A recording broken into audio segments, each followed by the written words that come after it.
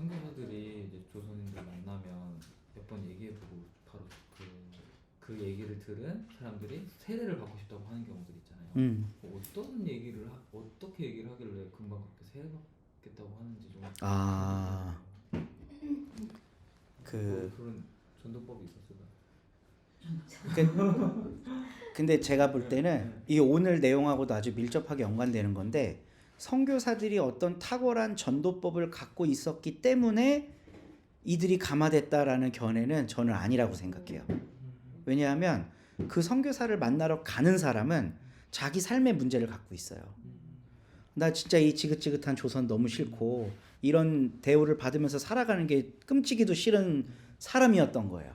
그러니까 이 사람은 누구나 하나 붙잡으면 뭐 세례든 수계든 다 해달라 그랬을 거예요. 그게 제 생각이에요. 이거는 그게 왜 그러냐면 이제 그 대한제국과 조선 말기를 교차하는 그 시기에 서구 열강들이 한국을 막 침략하기 시작하니까 그러니까 정통 유교 경전 말고 사이비 경전들이 나와요.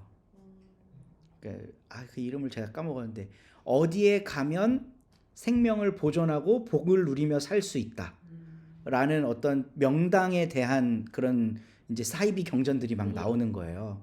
그래서 그거를 읽고 사람들이 이 난세에 우리 몸을 피할 십승지지가 어디일까 이런 걸 고민해요. 십승지지 10군데의 도피처가 있다는 거예요.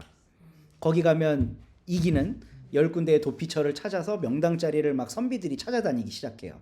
그러니까 정통 유교에서 보면 이 사람들은 사이비 완전 이상한 놈들인 거죠. 사서삼경만 읽으면 되지 뭐 그딴 걸 읽고 삶을 찾으러 이렇게 다니냐. 지금 우리 요한계시록하고 비슷한 책들이 막 나오기 시작하는 거예요. 근데 어떤 한 선비가 십승시지라는 말에 천착해갖고 딱 빠져 있다가 누가 건네준 한문 마태복음을 읽은 거예요.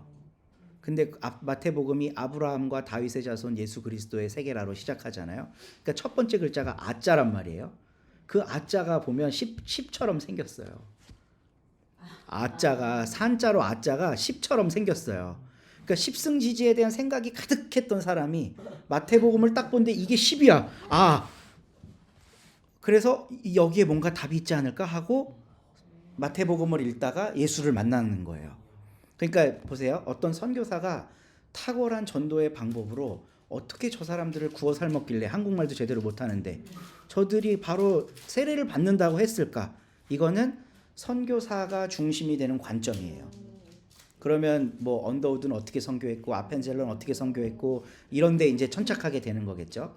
근데 그때 당시에 그 복음을 받아들였던 사람들은 도대체 무슨 마음이었길래 새 종교를 찾았을까? 이거를 관점을 갖는 게 되게 중요하고 이제 지난주에 제가 잠깐 소개해드렸는데 이런 관점을 갖는 게 이제 주체적인 수용사관이라 그래서 기독교를 그냥 전해주는 대로 받는 게 아니라 내 삶하고 연결해서 수용하는 거예요. 기독교를. 근데 저는 뭐 한국뿐만 아니라 사실상 전 세계 기독교의 선교 역사는 수용사로 읽어야 된다고 봐요. 그러니까 뭐 예를 들면 그 남미 식민 통치를 해요. 그 유럽 국가들이 막 가갖고 갖다 심잖아요. 억지로 믿으라고 하잖아요. 여기에는 선교사관밖에 없는 것처럼 보여요. 근데 남미 사람들의 처절한 삶은 거기에 고려의 대상이 아닌 거예요. 선교사로만 읽으면. 그러니까 강제로 개종을 당했든 어쨌든 그 사람들이 왜 복음과 동기화됐느냐에 관심을 갖는 게 수용사적 관점인 거죠. 저는 이제 로잔에서 일하시니까 선교란 무엇이라고 생각하시냐 제가 이런 질문 드려보고 싶었는데 그러니까 요즘은 선교학에서도 이런 이야기 많이 할 거예요. 그러니까 그러니까 PCUSA라고 미국 장로교회는 선교라는 명칭 자체를 쓰는 걸 요즘엔 거부하고 있어요. 동역하는 거다 가서. 그래서 선교사라는 말도 안 쓰고 선교 동역자라고 해요. 그러니까 한국에 왔으면 한국에 뭐가 필요한지를 고민하고 도와주는 게 선교사지 내가 갖고 있는 게 우월한 복음이니까 갖다 내리 꽂아야지 이런 건 이제 안 된다는 거죠. 네. 어쨌든 아까 말씀하신 그 내용에 조금은 답이 됐을까 모르겠어요. 들은 사람 이게 객관적인 게 나오는 거 아니에요. 이게 뭘까요?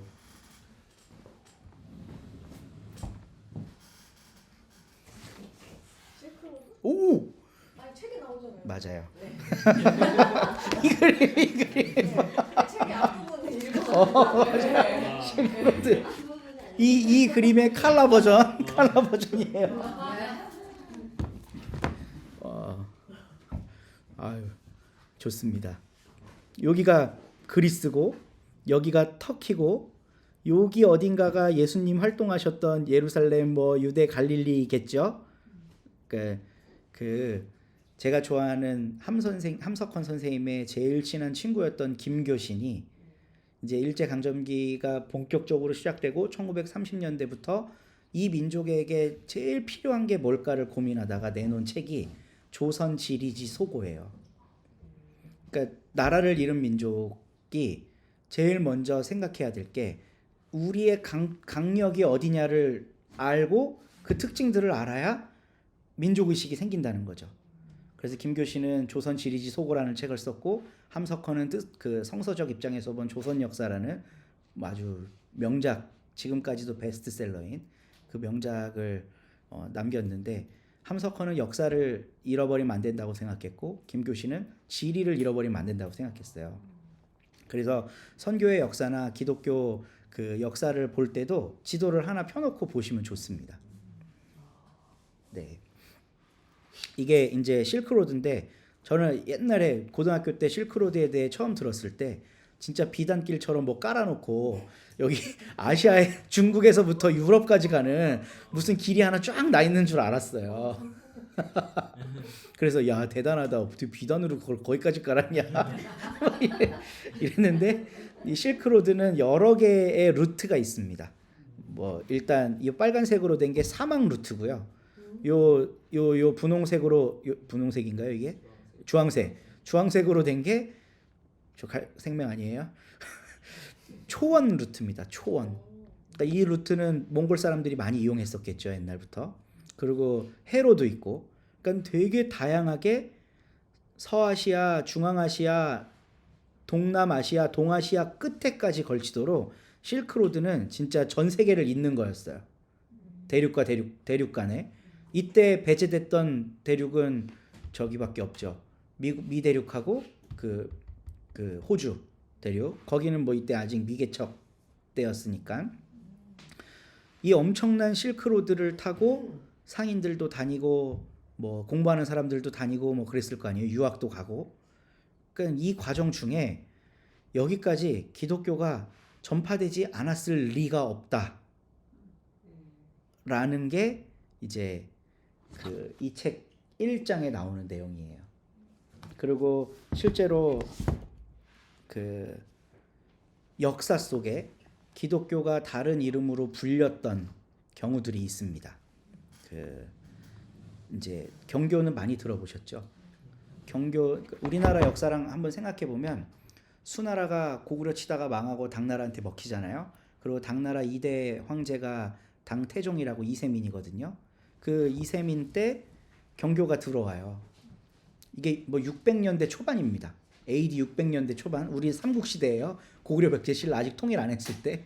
그러니까 되게 오래전 일인 거죠. 1500년 전이니까. 이때 경교가 들어와 갖고 그 대진 경교 유행 중국비라는 것까지 세울 만큼 경교가 굉장히 중국 사회에 급속도로 펼쳐져 나간 거죠. 이때 당시에 경교 인구가 100만이 넘었다 그래요.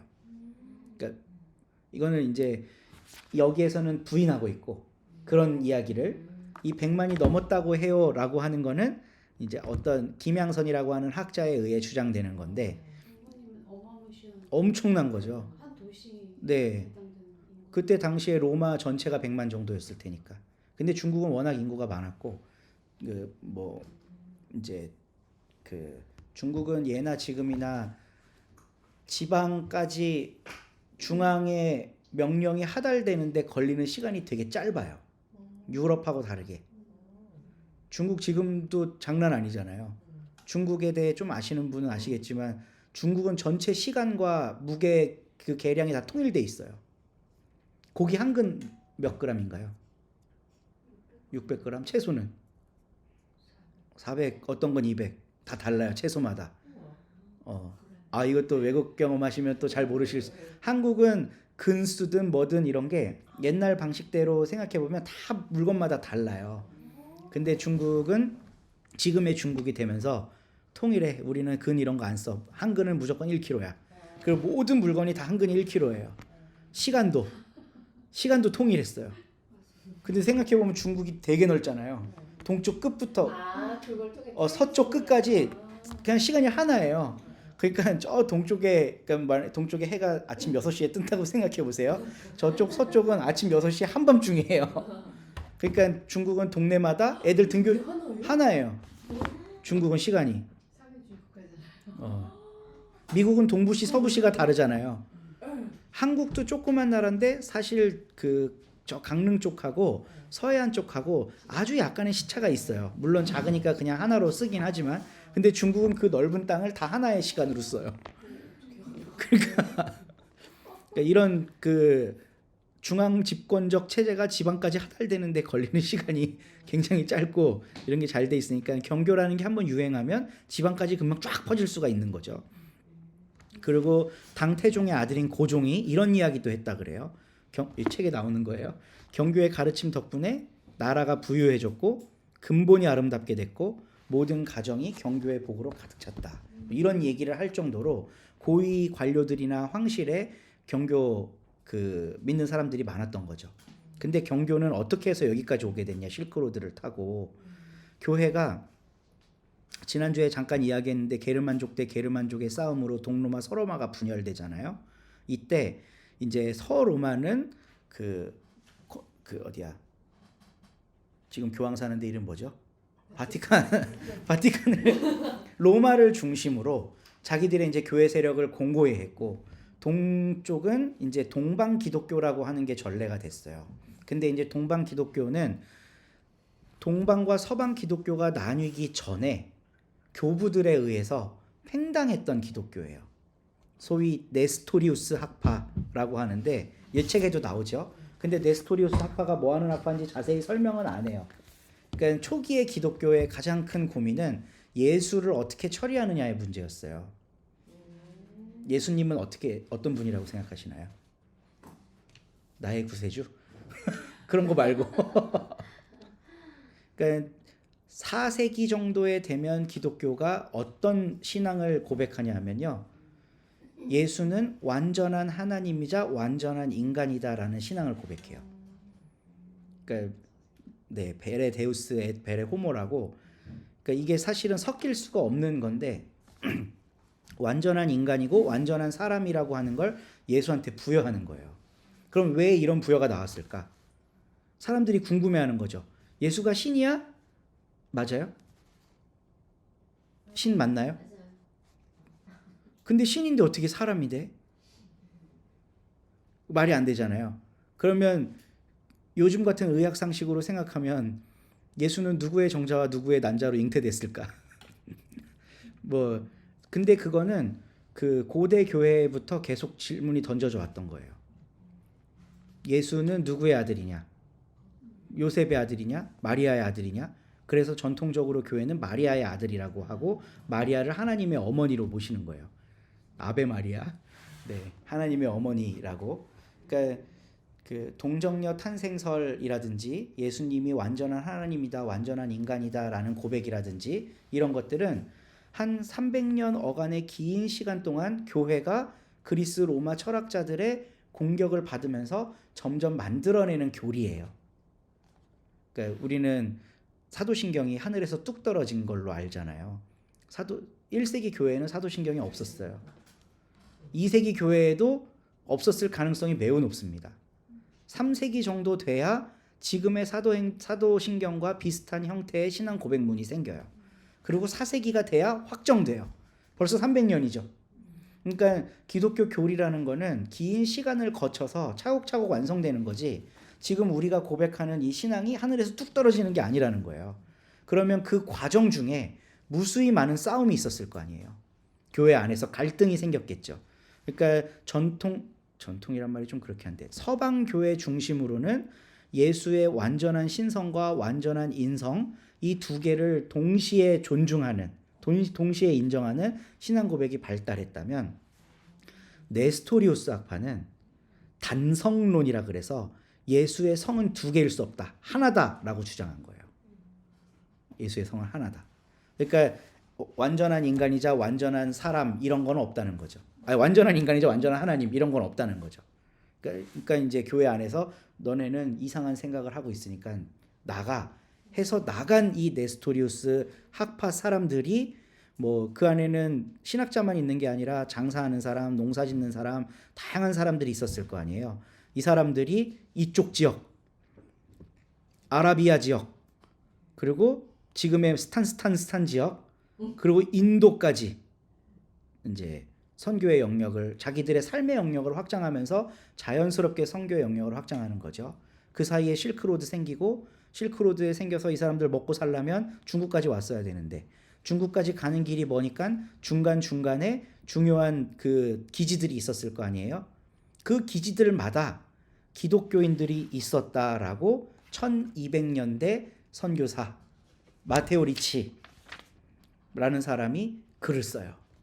그러니까 그 시기에 이미 여기에서부터 여기까지 다 기독교인들이 있었다는 거예요. 그리고 그게 중국에 들어와서 중국의 역사 자료로 남아 있는 게 경교, 에르케온 이런 종교라는 거죠.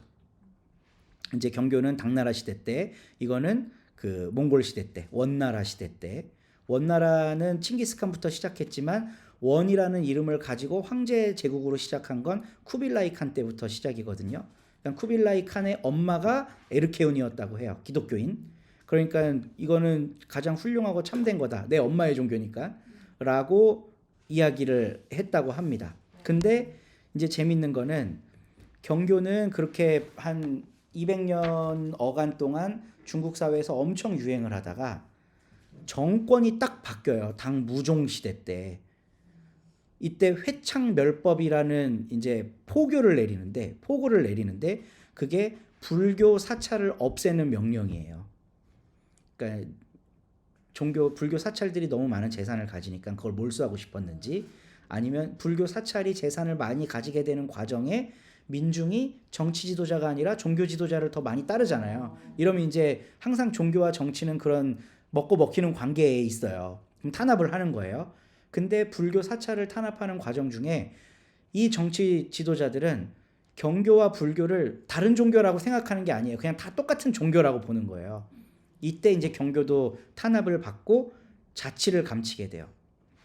그래서 여기에도 아주 짤막하게 언급이 돼 있지만 위로부터 시작한 기독교 신앙은 탄압받으면 순식간에 없어진다. 이제 이런 내용이 있어요. 그러니까 황제가 섬기기 시작하고 고관 대작들한테 믿으라고 하고 그게 유행처럼 번져나간 기독교는 황제 바뀌면 그냥 끝난다는 거예요. 근데 초기 우리 1세기 기독교 선교의 역사를 보면 뭐 황제가 전도됐다든지 이런 내용 없고 황제는 항상 핍박자였고 믿는 사람들은 그 사회의 가장 가난한 사람들이었잖아요. 그러니까 300년 가까운 시간 동안 핍박을 견뎌내고 풀뿌리 그 교회로 살아남는다는 거죠. 그러니까 기독교는 항상 아래로부터의 선교여야지 위로부터의 선교여서는 안 된다. 뭐 이런 교훈이 여기 좀 담겨 있더라고요. 그래서 재미있었고 이 에르케온 이 몽골 시대 때는요. 몽골이 이 실크로드 전체를 다 차지할 만큼 대제국을 이뤘었잖아요. 그래서 유전학적으로 보면 전 세계에 가장 많이 퍼져 있는 유전자가 몽골 유전자래요. 그러니까 유전학적으로 보면. 그러니까 이때 당시에 여기부터 여기까지 다 먹었으니까 역사상 가장 큰 대제국을 짧은 시간 안에 이룬 민족이었기 때문에 뭐 다 결혼하고 했을 거 아니에요. 이 시기에. 그때 퍼져나간 몽골의 유전자가 그 지금 인류 전 세계 어디에나 다 퍼져 있는 가장 많은 유전자라고 하더라고요. 예.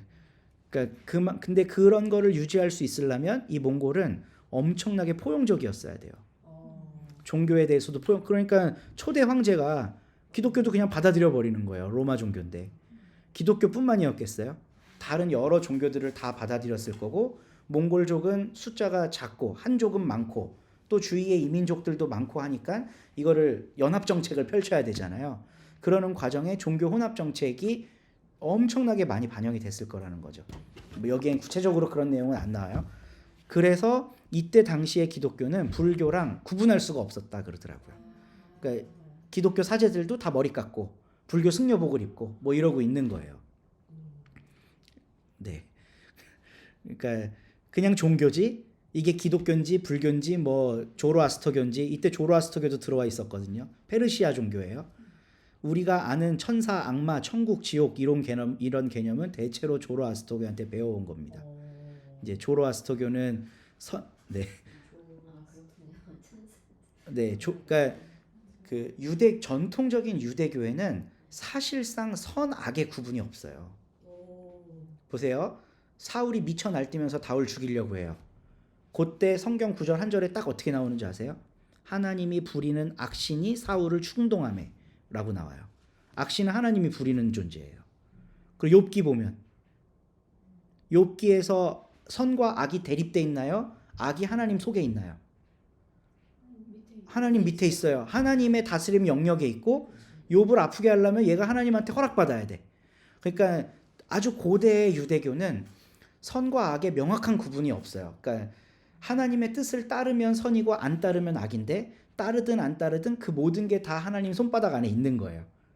고대 유대교의 가르침은. 근데 후기로 갈수록 천사, 선악 개념이 나와요. 뭐 특히 이제 그 다니엘서나 에스겔서 같은 이제 묵시문학 작품 같은데 보면 이제 악한 세력에 대한 개념들이 나오고 이거를 최후로 승리할 메시아가 나온다는 대망들이 나오잖아요. 근데 그 시기가 언제랑 겹치냐면 페르시아가 세계를 제패했던 시기랑 겹쳐요. 그러니까 페르시아는 국가 종교가 조로아스터교고 조로아스터교는 선신과 악신의 싸움이 모티브거든요. 그러니까 종교란 서로 이렇게 주고받는 관계라면 어떤 순도 100%의 유대교라는 건 이 세상에 없다는 거죠. 페르시아 시대 때는 페르시아 영향을 받고 바벨로니아 시대 때는 바벨로니아 영향을 받고 뭐 그리스 로마 시대 때는 그리스 로마 문화의 영향을 엄청 받죠. 요한복음이 대표적인 사례잖아요. 그리스 철학의 영향을 받은 일단 100% 그리스어로 쓰여졌고 태초에 말씀이 계시니라 말씀이 육신이 됐다. 그 말씀이 로고스잖아요. 이 로고스가 이 땅에 왔다는 거는 이데아가 현상세계에 온 거거든요. 그러니까 이거는 그리스 로마 철학의 영향을 받은 거라고 보는 거예요. 요한복음 같은 거는. 죄송해요. 막 너무 투머치 이야기를 해서. 이원론적인 세계관이 들어왔다라고 보면 되는 건가요? 왜냐하면 페르시아 시대 때요, 아니면 그리스 로마 시대 때요? 로마 시대 지금 요한복음이 네. 그런 게 그 이전에는 그러면 구약에 있는 이원론적 세계관이라고 봐야 되는 거죠? 그러니까 그거는 단정지어서 구약은 이원론, 신약은 이원론 이렇게 할 수는 없을 것 같아요. 왜냐하면 완벽한 이원론도 완벽한 이원론도 없기 때문에.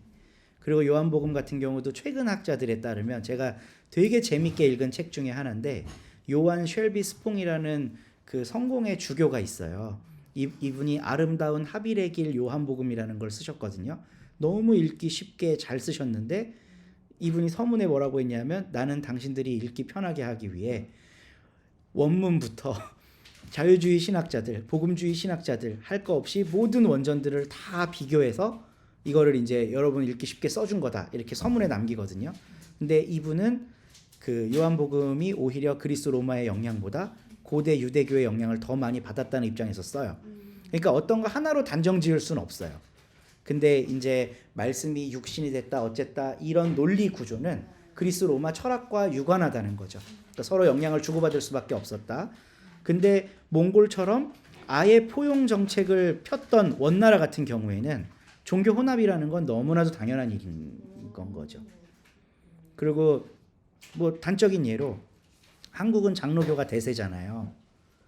한국은 전체 기독교 인구의 7-80%가 장로교거든요. 그다음 감리교, 뭐 성결교, 성공회 뭐 있겠지만 다른 거 다 합쳐도 장로교의 절반도 안 돼요. 장로교 인구가 가장 많아요. 그러면 한국 장로교와 장로교의 본토라고 할 수 있는 뭐 네덜란드 개혁교회나 스코틀랜드 장로교회 여기랑 우리 장로교는 비슷할까요? 그러니까 그 장로교 목사들이 한국 오면 바로 목사할 수 있을까? 못해요. 아니 법적으로도 못 해요. 한국 장로교는 다른 우리에게 선교를 해준 미국 장로교, 그 미국 장로교를 만든 뭐 네덜란드나 스코틀랜드 장로교 이 목사가 정식적인 안수 다 받고 목회 몇 년 하고 와도 한국에 오면 다시 신대원부터 다녀야 돼요. 법적으로 실제로 교회 법적. 교회 우리 교단 법에. 교단 법. 네. 근데 되게 웃긴 게 뭔지 아세요? 우리는 미국 장로교 가잖아요. 하시죠? 공부 안 해도 그냥 다시 해줘요. 아니 그러니까 한국이 왕이야. 그러니까 너무 아이러니한 거죠 사실은. 뭐 면허증으로 바꿔. 국제 면허증으로 그러니까 이 목사 라이센스를 국제 면허증으로 할 필요가 있어요.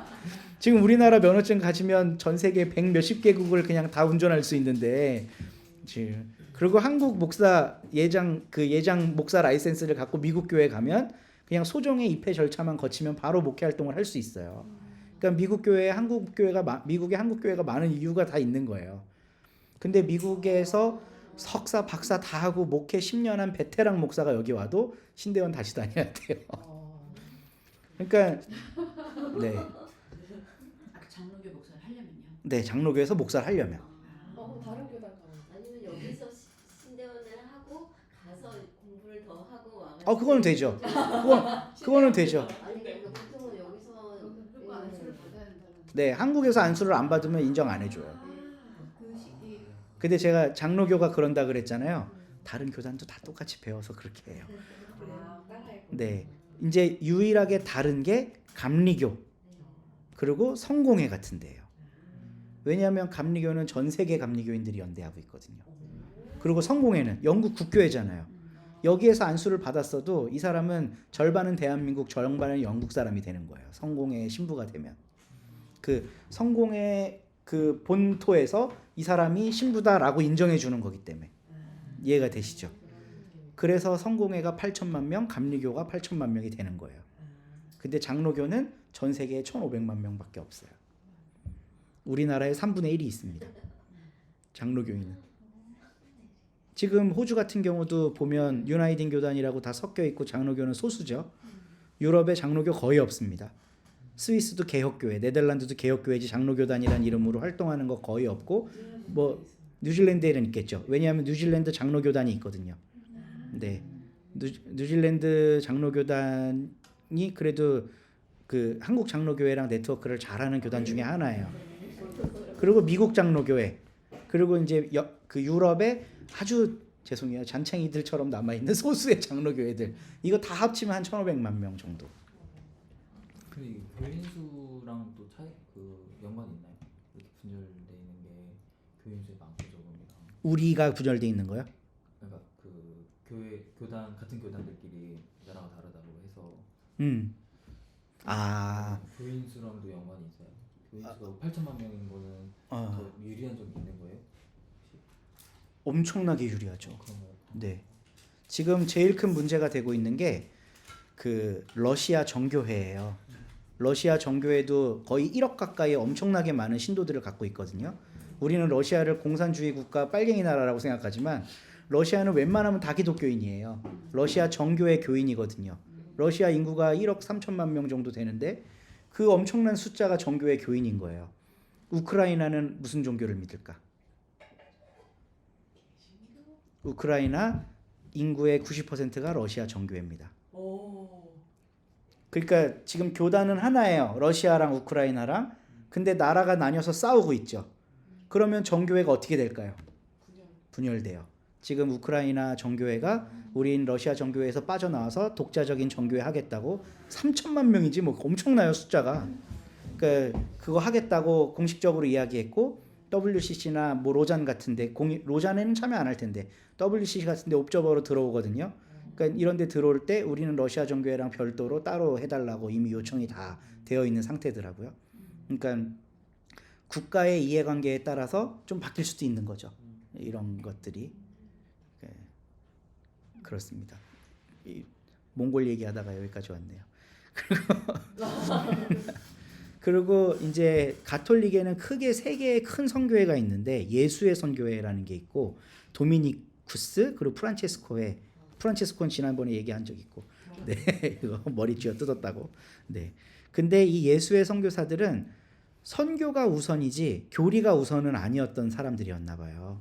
그래서 그 하나님은 각 나라의 문화에 맞게 그 복음을 전하기를 원하신다라는 취지로 처음에 중국에 온 예수의 선교사들은 뭐 조상 재산이 그 황제 체제니 이런 거에 대해서 그렇게 불편해하지 않았어요. 이 책에도 그 내용 나오죠. 네, 그리고 이제 도미니쿠스랑 프란치스코회가 본격적으로 선교를 하면서 예수회가 지어놓은 성당들을 사찰했을 거 아니에요. 근데 얘네들이 신앙을 개판으로 하는 거예요. 어떻게 조상한테 절을 하고. 그래서 그거를 금지해요. 17세기부터. 그러니까 이 논쟁이 예수회와 이제 막 이게 뜨겁게 벌어지는데 예수회가 져요. 그러니까 그 이후에 동아시아 선교는 도미니크나 프란치스코회가 가지고 있는 기조로 그러니까 국가 숭배 금지, 조상 숭배 금지, 절하는 거 안 됨, 뭐 이런 걸로 이제 기조가 딱 잡히는 거예요. 지금 보면 우리나라는 그 삼국 통일을 어떻게 이루었나요? 고구려, 백제, 신라. 신라가 데리고 와서 어. 통일한 거죠. 나당 연합으로 이겼죠. 그게 7세기잖아요. 7세기. 그러니까 600년대란 말이에요. 그때 당나라에 경교가 엄청나게 퍼져 있었다 그랬죠. 그러면 신라에는 과연 그 경교가 안 들어왔었을까? 상인들도 올 거고 경교 믿는 사람들이 와서 살기도 할 거고 할 거 아니에요. 있었을 거라는 거죠. 추측. 교과서에서는 2차전 순교만 배우잖아요. 아, 그거는 뭐 공식적인 역사 자료로 남아 있으니까. 피가 하얗게 나오고 막 이런 거. 2차돈 목을 뱉더니 피가 하얘갖고 불교를 공인한 거 아니에요? 네. 아, 그거 고등학교 때 배웠죠. 잘 기억은 안 나겠지만. 여기 이과잖아 또. 기독교에 관심이 많았던 이과. 네. 근데 그 책에 보면 경교가 신라 시대 전에 좋다 이렇게 확정되는 책 없어요. 없어요. 네. 그러니까 저도 아니, 제가 없다고 얘기한 거는 정설로는 없어요. 그러니까 그런 책 네, 네, 있어요. 그런 책들은. 확인이 필요한 거네요. 그 책을 제일 강력하게 주장한 분이 제가 지난주에 얘기했던 김양선 목사님입니다. 고고학자. 그분이 발굴해낸 불국사에서 만든 십자가 유적이에요. 불국사에서 발견한. 그분이 발굴해서 개인 소장품으로 갖고 있다가 돌아가시면서 숭실대 역사박물관에 기증했어요. 거기 가보면 재밌어요. 경교시대 때 600년대, 700년대 그리고 발해. 그리고 그 발해 이제 저는 그 통일신라라는 말을 썩 좋아하는 편은 아니에요. 왜냐하면 신라가 고구려와 백제를 멸망시킨 건 맞지만 그 직후에 고구려 수뇌부가 이제 말갈족이랑 거란족 사람들을 규합해 갖고 발해를 세우잖아요. 그래서 지배층으로 고구려 사람들이 있잖아요. 그러면서 곧장 남북국 시대가 돼요. 공백이 없어요 거의. 그러니까 삼국 시대 이후 남북국 시대 하면 좋겠지. 통일신라 시대 이거는 좀 우리의 역사를 너무 이 반도에 축소시키는 거 아닌가 싶은 생각이 좀 들기는 해요. 어쨌든 남북국 시대를 맞아 발해와 신라에도 이 경교의 유물들이 들어가 있다는 고고학적 유물들이 발굴이 되어 있기는 해요. 발해의 나한상이라고 있는데 그 이제 부처가 이렇게 부처의 모습이 너무 기독교 유적들 모습하고 비슷한 거예요. 그리고 아기 동자들이 활동하는 모습이 담긴 뭐 그림이나 동상들 있는 거 이런 건 이제 약간 아기 예수 같은 느낌을 받는다는 거죠. 문화 교류. 그러니까 그게 아기 예수를 상징하는 게 아니었을지라도 저 서방에서 건너온 문화의 영향을 받아서 그런 예술 작품들을 만들었다는 거죠. 그러니까 그렇게 유추해 볼 수 있는 몇몇 유물들이 있어요. 이게 대표적이에요. 불국사에서 발견된 거예요. 근데 이게 뭐 꼭 십자가라고 이런 모양일 수도 있지 뭐. 그러니까 이게 십자가다, 이게 확실하다는 자료는 세상에 없어요.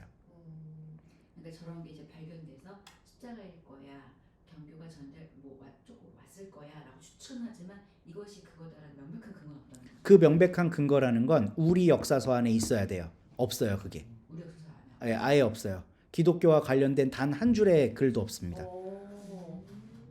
중국 중국 역사에는 있죠. 근데 중국이 잠깐 중국 그러니까 경교 같은 게 있었다는 걸 아는 거잖아요. 황제가 이런 말을 했었다. 이런 게 다 역사 자료에 남아 있는 건데 근데 그때 당시에 엄청나게 활발하게 교류를 했었다면 분명히 왔으면 틀림없지만 그러니까 이분은 그거를 뭐라고 평가를 하고 있냐면요. 한번 찾아서 읽어볼까요?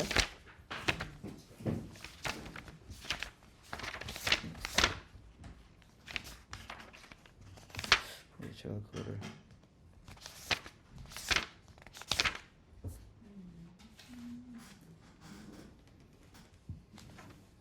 영향을 미치지 못했다 막 이런 거였는데 20페이지 아닌가요? 맞네요. 20페이지에 딱 나오네요. 20페이지 밑에서 네 번째 줄부터 보면 신라 발해와 마찬가지로 역사적 개연성만 있을 뿐 확실한 증거는 없다. 이들 나라의 동방교회가 전파되었다고 해도 불교와 특별히 구별되지 않았거나 사람들의 삶과 생각에 의미 있는 영향을 미칠 정도로 유행하지 못했음에 틀림없다. 저는 이거가 좀 신빙성이 있는 것 같아요. 그러니까 설령 들어왔었다고 해도 그러니까 우리 민중을 선도할 만큼 성장했던 적은 없었던 거죠. 만약에 우리 민중이 거기에 빠졌고 숫자가 늘어났다면 우리 역사서에 반드시 그 기록이 생겼을 거거든요. 근데 그 처용가라는 거 혹시 아세요? 그 되게 그 신라 시대 때 네? 밤들이 놀이다가 네, 자리가 들어와 되게 보니 다리가 네 개고 뭐 어쩌고 뭐 이런 거 그게 되게 성적인 거라고 하더라고요. 그러니까 이게 뭐냐면 집에 와 보니까 마누라가 다른 남자랑 같이 있는 거예요. 근데 내가 저걸 어떻게 할 수가 없어. 도깨비이기 때문에 이게. 근데 그건 뭐라고 이제 해설을 어떤 분이 한 거를 봤는데 어떤 역사학자가 그때 당시에 서역인들은 치외 법권이 있었다는 거예요. 그러니까 한국에서 범죄를 저질러도 처벌을 하지 않았다는 거예요. 서양 사람들은. 그러니까 뭐 상인으로 오고 사절로 오고 했을 거 아니에요. 지금도 외교관들한테는 그런 게 좀 있잖아요. 그러니까 이 사람들이 한국에 와갖고 어떤 집에 가서 한국 여자랑 이런 그 스캔들이 그러니까 불륜을 저질렀는데 이 국법으로 처벌할 방법이 없는 거예요. 그러니까 그런 게 처용가에 드러난다고 아니 하는 분도 있더라고요. 그러니까 만약에 그 신라 시대 때 당나라 쪽을 통해서 서역인들이 직접 들어와 있었다는 일들은 있었고 우리 또 드라마 보면 선덕여왕 같은 거 보면 보셨나요? 선덕여왕? 거기도 보면 서역 상인들이 한국에 많이 들어와 있어요. 공주의 유물이나 이런 거 많죠. 그런 게 네. 서양상의 그런 영향을 받았다는 거 많죠. 것들이 네. 그러니까 들어와서 살던 서역인들이 있었을 거고 그들이 믿었을 수는 있는데 이제 한국인한테까지 이렇게 그러니까 기독교 전파라고 보진 않는데 전파는 아니었던 것 같다. 네. 저는 거기에 좀 신빙성이 있다고 보고 야사에라도 몇 줄 남아 있었다면 이런 유물이 기독교 유물이다라는데 엄청난 힘을 실어줄 수 있지만 정사건 야사건 없어요. 한국의 역사물에는 생각해보면 관심의 대상이었을 리가 없다고 저는 생각해요. 외국에서 들어온 종교에 대해서 관심의 대상이었을 리가 없다. 그리고 불교를 좀 높이 평가해보면 그때 당시 뭐 삼국시대든 남북국시대든 불교만큼 민중에게 강력한 영향을 미쳤던 종교는 없었을 거다. 네. 그래서 백제 지역들 가보면 불교 도래지 이런 그 유적들 많잖아요. 어마어마하더라고요. 사실 한국 기독교 유적은 명함도 못 내밀 만한 유적들이 불교에는 많죠. 한국 안에서는. 그래서 문화재청이나 이런 데서 할당하는 예산 비중이 압도적으로 불교가 높을 수밖에 없고 90% 정도 된다 그래요. 그거 갖고 또 목사님들이 막 반대하고 우리도 달라 막 이러고 있는데 어떻게 1600년과 이 100년을 비교할 수 있겠어요. 역사에 있어서. 마르코 폴로 아까 제가 잠깐 말했던 1200년대에 쓴 이 사람의 기록물에 보면 실크로드 거점에 기독교인들이 있었다. 이런 보고서 1200년대면 몽골 시대잖아요. 엄청 오래전 일인 거죠. 그리고 마테오 리치라고 하는 중국 선교사로 본격적으로 활동했던 사람은 천주 실의라고 하는 걸 썼고 정약용의 형이 이거를 한국판으로 고쳐서 한국에서 쓰기도 하죠. 근데 이 시대 고려 시대에는 기독교 전례에 대한 자료가 사실상 없습니다. 저는 고려 시대가 또 의외예요. 왜냐하면 몽골 시대잖아요. 그러니까 몽골한테 지배를 받을 때 고려는 정말 비참했는데 고려 왕이 되려면 무조건 몽골 황제의 딸이랑 결혼하든가 뭐 부마의 나라가 돼야 되는 거예요. 그리고 본토에 가서 그러니까 심지어는 어떤 왕은 충선왕이었나 누구는 이 조선 땅에 안 살아. 몽골에 살면서 그러니까 중국 땅에 살면서 한국을 통치해요. 신기하다. 이 책에 나오죠. 기억이 안 나겠지만 이 책에 나와요. 여기 본토에 안 살면서 한국을 통치해요. 그러면 거기에서 기독교를 몰랐을까 이 사람이? 알았을 거라는 거예요 분명히. 근데도 자료가 없어요. 근데 이제 조선 본토에 직접적인 기독교가 들어오게 되는데 제일 첫 번째가 임진왜란 때입니다. 임진왜란은 도요토미 히데요시가 전국 시대를 통일하고 그 넘쳐 흐르는 군사력을 주체할 수가 없어서 우리를 치려는 의도가 있었던 게 아니에요. 도요토미 히데요시는 명나라를 치려고 그랬어요. 대륙으로 자기의 그 영역을 확장하려는 이제 일제 지금의 야욕과도 비슷하네요. 우리는 대륙으로 가야 된다라는 생각으로 조선한테 문을 열어달라고 했더니 이 외놈들이 어떻게 우리가 섬기는 사대하는 명나라를 친다냐.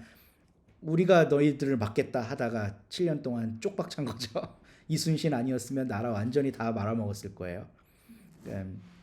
이때 일본에는 스페인, 네덜란드 이런 쪽에 가톨릭 그 선교사들이 많이 들어와서 활동하고 있었어요. 일본에는 그 엔도 슈사쿠의 침묵이라는 소설 이거는 필독서입니다. 이거 네. 기독교 역사에 길이 남을 만한 보셨나요? 이번에 제 12월 주제가 엔도슈프. 진짜? 네. 탄생 100주년. 네. 샤프의 그 깊은 강이라는 네. 굉장히 좋다고. 기가 막힌. 그러니까 저는 우리나라가 한국 기독교가 일본을 엄청 무시해요. 일본은 1%밖에 안 된다 뭐 이러거든요. 근데 일본은 인구가 많아서 1%라도 130만이거든요. 130만 기독교인이라는 숫자가 결코 작은 수가 아니라고 저는 생각해요. 한국 뭐 지금 이단이고 뭐고 다 빼면 500만도 안 된다고 하는 판에 가장 기독교화 됐다고 하는 이 나라에서도 그렇게 하고 있는 판에 일본에 1% 기독교인이 있다는 거는 저는 되게 놀라운 일이라고 보고 무엇보다 일본의 그 소수 기독교인들은 문학 예술 분야에 엄청난 족적을 남겨요. 미우라 아야코, 뭐 엔도 슈사쿠 이런 기독교 문학가가 한국에 없어요. 뭐 권정생 선생님 정도? 예, 아니 뭐 훌륭한. 저는 너무 존경하고 권정생 강아지똥 동화 작가. 네. 가장 대중적인. 이분이 이제 평생 종탑 밑에 조그만 방에 살면서 새벽종 치고 이러고 살았던 분이고 기독교에 대한 칼럼들도 좀 쓰셨고 그래도 윤동주도 있고 김현승도 있고. 그렇죠. 윤동주. 윤동주도 있죠. 윤동주 있네요. 너무 일찍 돌아가셨어 우리 윤동주. 네. 그러니까 그 엔도 슈사쿠나 미우라 아야코 작품을 읽는 사람은 거기서 어떤 기독교적인 그 뭐라 그럴까 영감과 이런 걸 강력하게 받는데 이제 한국에서 하는 그 윤동주나 이런 분들 같은 경우는 기독교인이든 아니든 그냥 좋아하고 특히 이제 윤동주는 뭐 십자가나 뭐 이런 기독교색이 짙은 그 시들도 좀 쓰기는 하지만 사실상 좀 그 민족의 암울한 현실에 대한 그 성찰과 반성과 뭐 이런 쪽이 되게 강하잖아요.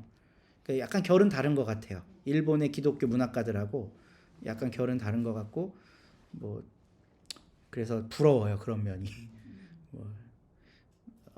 그 가가와 도요이코라고 하는 분도 있는데 나중에 한번 다룰 거예요. 이분은 일본에서 그 협동조합을 만든 분인데 아주 대표적인 기독교인 중에 하나고, 그러니까 기독교 사상가이자 뭐 문학가이자 예술가 이런 자원들이 일본에 한국보다 더 많지 않은가 하는 생각이 좀 들더라고요. 근데 어쨌든 이때 선교가 많이 이루어졌었고 가장 선교가 활발하게 이루어졌던 지역이 규슈 지역이에요. 여기. 왜냐하면 서양에서 올 거를 생각해 보세요. 이쪽으로는 못 가요. 여기 북한, 여기 북해, 여기 어디야, 시베리아 위쪽 거기를 뚫고 일로 와야 되는데 그때 당시에 항해 술로는 불가능하잖아요. 그러면 아까 여기서도 봤지만 다 이 과정으로 온단 말이에요. 이 과정, 태국 지나서 여기 중국 지나서 서해 지나서 이렇게 오는 거죠. 근데 중국 쪽에서는 한국 오는 것보다 일본 가는 게 또 가깝기 때문에 이렇게 들어온 사람들이 규슈 지역에 처음 자리를 많이 잡았고, 그래서 나가사키나 그 이쪽에 기독교 유적들이 많고 침묵의 배경이 되는 도시가 거기예요. 그리고 여기가 온천이 많이 나는데 이제 기독교를 포교하는 선교사들을 어떻게 고문을 했냐면 온천물을 한 방울씩 떨어뜨리는 거예요, 몸에다가. 그래서 익혀서 죽이는 거죠. 직면하게 해서 죄송합니다. 직면하게 해서 침묵에 그런 게 아주 자세하게 나옵니다. 근데 그때 그런 고통당하고 죽어가는 사람들을 보고 한 사제가 배교를 해요. 일본. 근데 배교하고 이러고 있는데도 하나님은 왜 침묵하고 있냐. 이제 이게 그 소설의 아주 주요한 내용인데 마지막에 보면 하나님은 침묵하고 있는 게 아니었습니다. 날 밟고 가라. 내 성상을 밟아라. 스포일러해서 죄송해요. 네.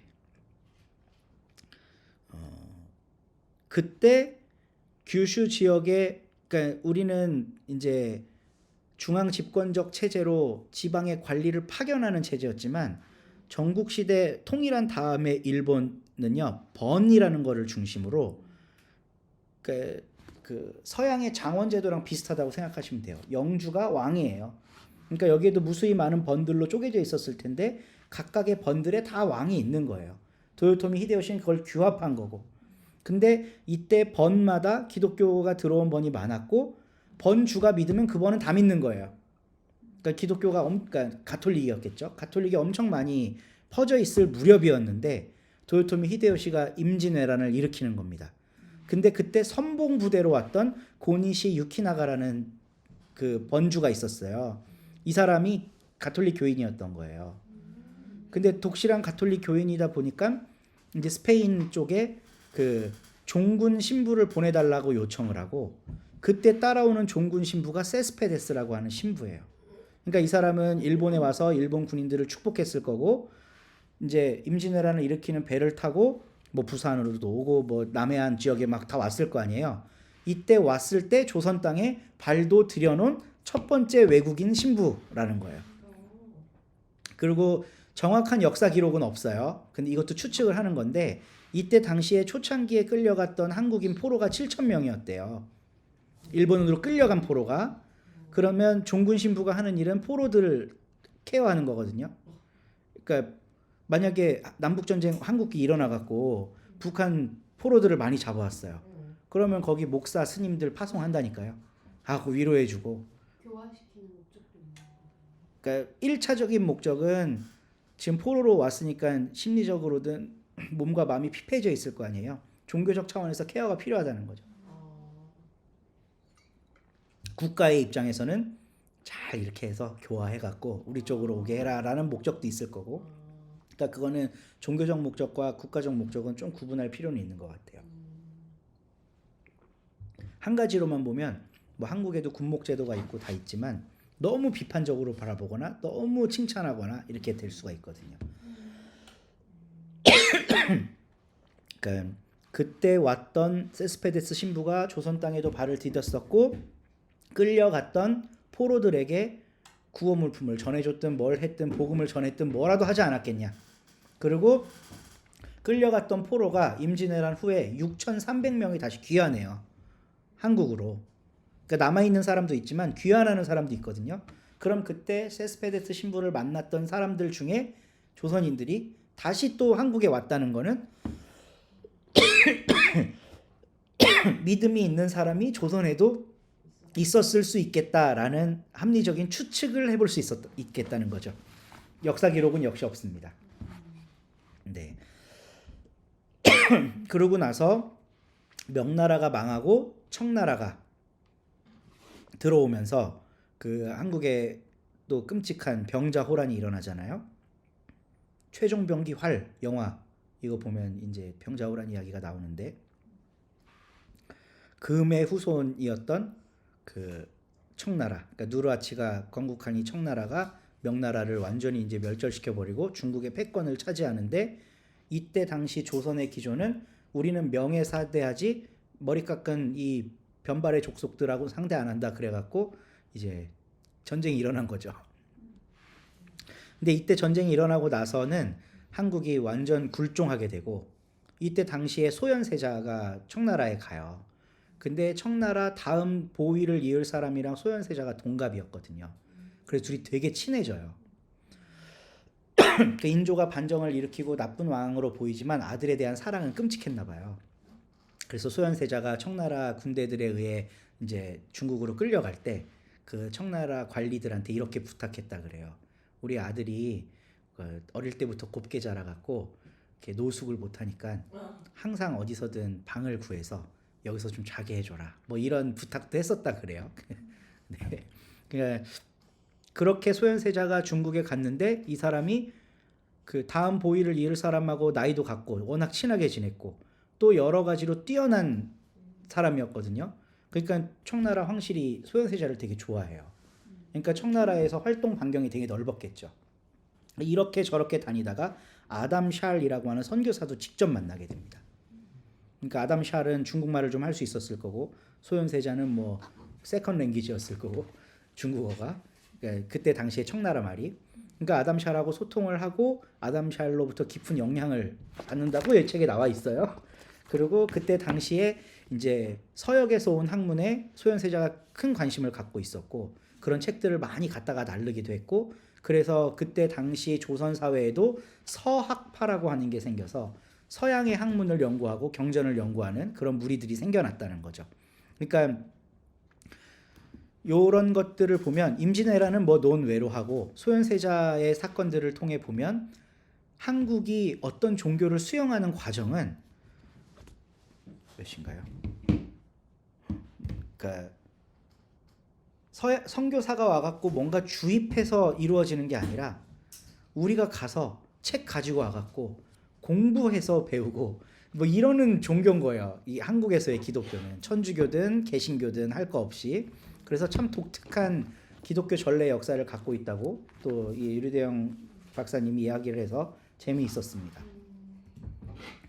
근데 이때 천주교가 심한 탄압에 직면하게 된 건 조선의 자생적 천주교 공동체가 생긴 것은 의례 논쟁에서 패한 예수회가 아까 얘기했던 주도권을 잃고 도미니쿠스회 같은 다른 성교회가 중국 가톨릭 교회를 주도하던 때였다. 이때가 한참 정조대왕 있을 때예요. 따라서 유교 전통에 대한 교황과 중국 가톨릭 교회 지도자들의 부정적 태도는 조선 가톨릭 교회의 입장을 결정했고 이것 때문에 가혹한 박해의 주요한 원인들이 되었다. 그러니까 이산이요. 네. 수원 화성을 지은 대왕이라고 세종대왕, 정조대왕, 대왕이라고 이름 붙는 손가락 안에 꼽는 성군 중에 성군이죠. 재위 기간도 길었고 그 할아버지한테 물려받은 거잖아요. 아버지 죽어갖고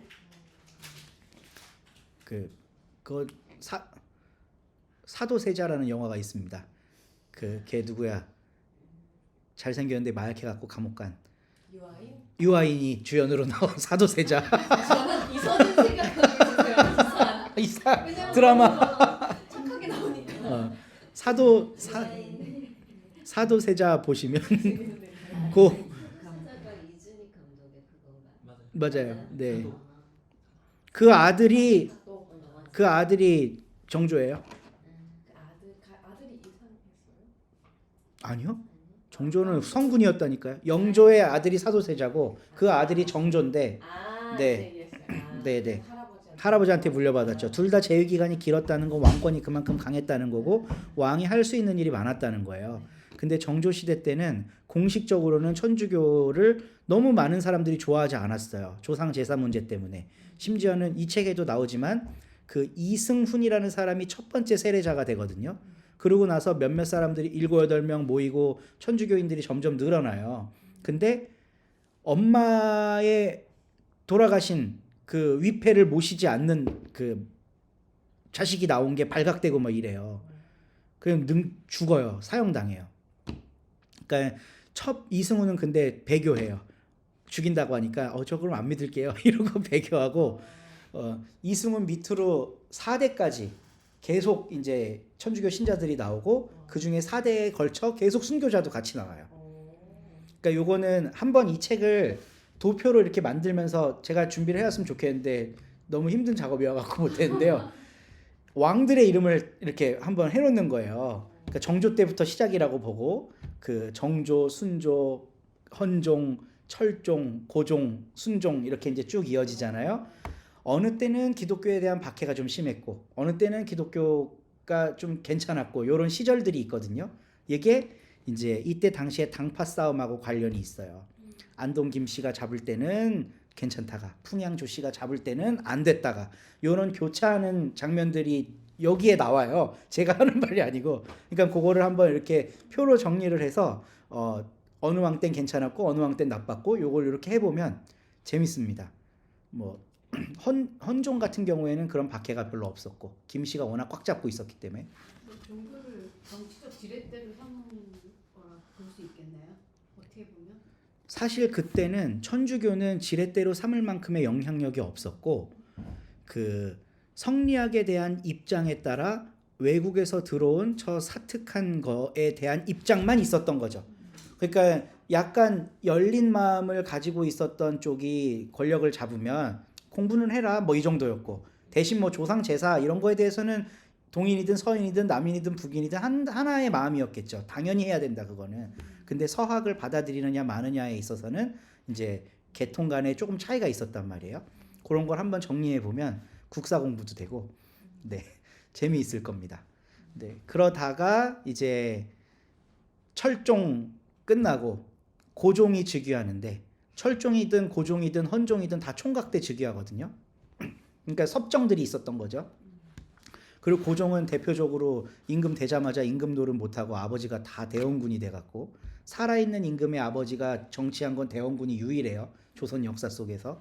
그러니까 대원군이 처음에는 그 이제 조씨 김씨 세력들을 눌렀기 때문에 서학에 대해 그렇게 반대할 만한 입장에 있지는 않았어요. 대원군이. 근데 이제 그 병인 양요라는 게 1866년도에 생기는데 요런 걸 기점으로 완전 태도가 돌변하게 돼요. 이거는 서양 선교사들이 큰 책임을 져야 되는 대목입니다. 이제 천주교 4대 박해가 뭐 신유박해, 기해박해, 병호박해 있고 신유박해는 정조가 아주 깔끔하게 1800년에 죽어주신 바람에 1800년까지가 딱 정조의 시대고 그 이후가 이제 풍양조씨, 안동김씨의 시대가 세도 정치의 시대가 돌입하는 거예요. 나누기가 쉬워요. 정조 죽자마자 신유박해 생기고 순조도 한 34년 재위로 있는데 이 순조 때예요. 그 정순 헌 이거는 이제 헌종 때겠죠. 헌종 아니면 철종일 수도 있겠다. 기해박해, 그다음 병호박해, 병인박해 이렇게 4번의 큰 박해를 겪으면서 수천 명의 천주교 신자들이 죽어요. 외국 선교사들도 죽고. 그러니까 이 병인박해 때문에 일어난 게 그 소위 제너럴 셔먼호노 사건 이후에 있는 병인 양요. 그리고 그 다음은 미국이 우리한테 개항하라고 요구한 신미양요 이런 게 생기면서 우리 국가가 무릎을 꿇기 시작하는 거죠. 이분은 귀칠라프라고 하는 분입니다. 책에 나오는 그 동인도 회사 직원이에요. 그 독일 루터교 사람이고 근데 그 이제 유럽에서부터 쭉 동인도 회사니까 인도랑 인도네시아 지방에 와갖고 뭐 이런저런 활동들을 했을 텐데 이때가 1800년대 초중반 때거든요. 이때는 한참 무슨 일이 있었냐면 동인도 회사가 인도에서 아편 원 재료를 가공해갖고 이제 동남아시아랑 중국에 갖다 뿌린 때예요. 그래서 일어나게 된 게 아편 전쟁이잖아요. 중국의 아편 전쟁. 그러니까 아편 전쟁에 청나라가 딱 지고 나니까 조선 사람들이 깜짝 놀란 거죠. 어떻게 저 대국 청나라가 질 수가 있느냐 하고. 그러니까 그런 서양의 제국주의 확산 과정 중에 있었던 한 분이에요. 근데 한국 교회사 안에서는 이 귀칠라프를 되게 위대한 사람처럼 얘기해요. 내리는 곳마다 성경을 전하고 복음을 전하고 이래서 우리 그 서해안과 남해안 지방에 귀칠라프와 관련된 기념관들이 꽤 많이 있어요. 그리고 교회 안에서 그 목사님들한테 이렇게 복음의 열정을 가지고 이국 땅에 와서 복음을 전한 사람이 있었다고 설교를 들으셨을 수도 있어요. 귀칠라프에 대해서. 근데 이 책에 따르면 그거 다 뻥이다. 그딴 거 없다. 이 사람은 아편 팔러 다닌 사람이다. 아편을 제대로 그 대륙에 공급하기 위해 통역관으로 일한 사람이다. 이렇게 딱 팩트 체크를 해주고 있죠. 이럴 때 되게 어떻게 해야 돼요? 그러니까 계시고 여기서 배우면 이런 평가를 처음 보거든요. 지금 사실 제가 많이 본 건 아니지만. 그래서 항상 중요한 게요. 명이 있고 암이 있잖아요. 얘는 암인 거죠. 근데 이제 명함을 동시에 본 거. 그런 경우도 있겠죠. 명과 암은 칼로 무자르듯 나뉘지 않고 한 사람의 인격 안에도 이랬다가 저랬다가 하는 경우가 있고 뭐 우리도 그렇고요. 우리 속에도 명과 암이 있잖아요. 약간 건조하게 그냥 귀칠라프는 그냥 선교사였고 뭐 점있고 이 정도의 그냥 뭔가 이렇게 판단 없는 거기까지는 맞지만 이렇게까지는 아편쟁이 약간 이렇게까지는 처음 보여가지고.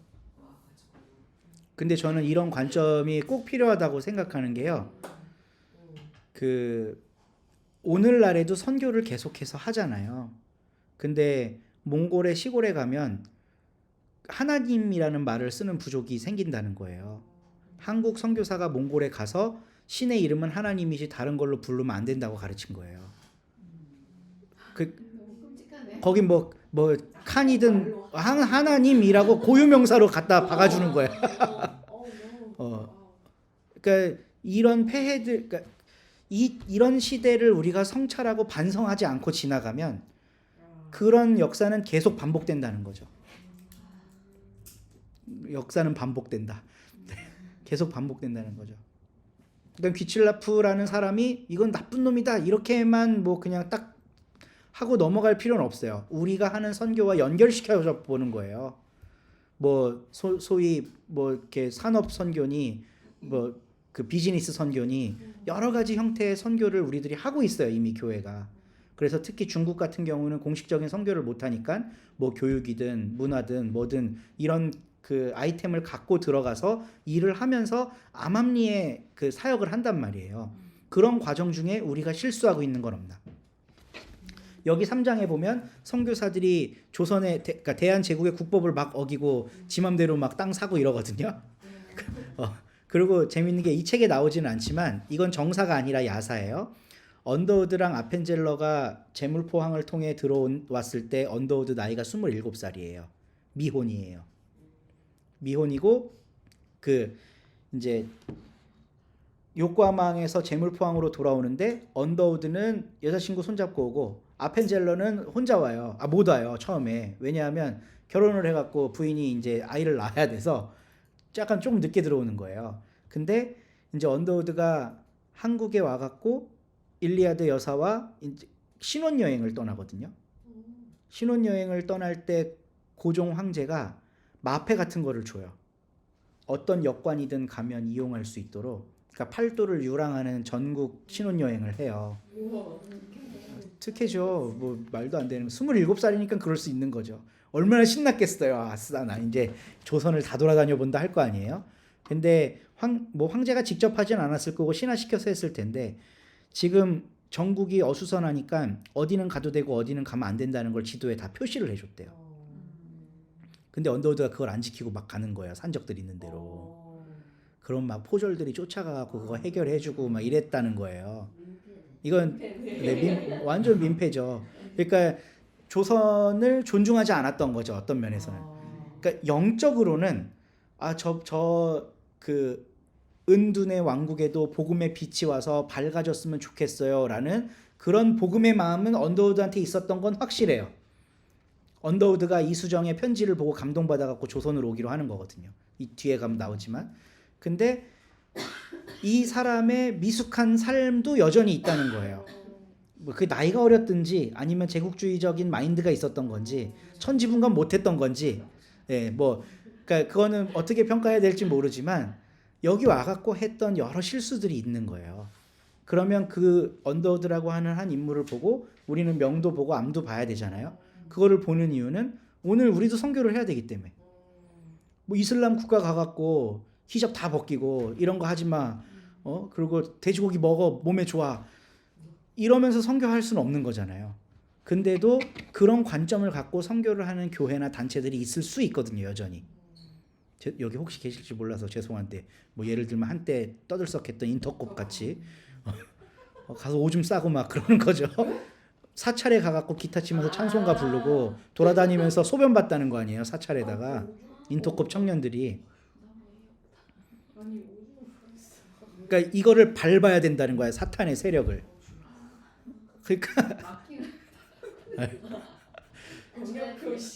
영역 표시 짐승의 영성을 갖고 있어.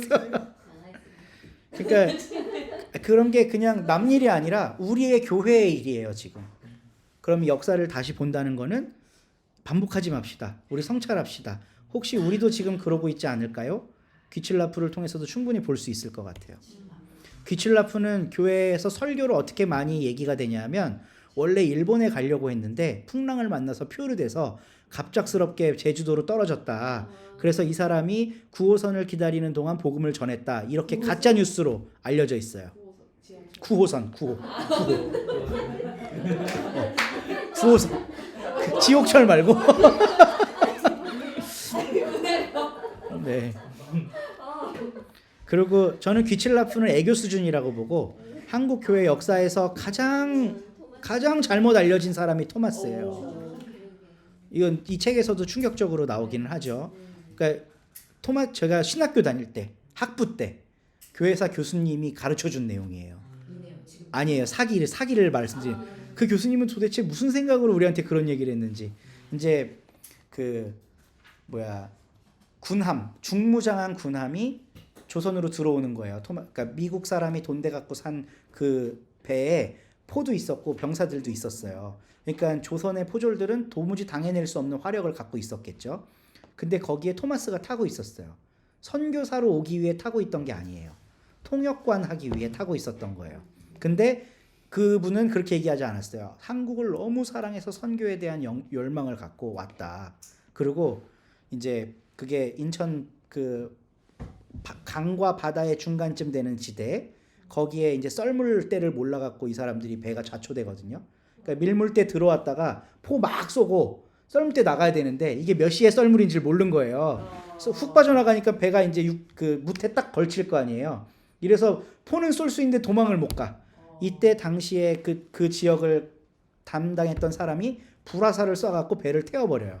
그러니까 이제 사람들이 막 나올 거 아니에요. 이때 붙잡혀갖고 죽어요. 토마스가.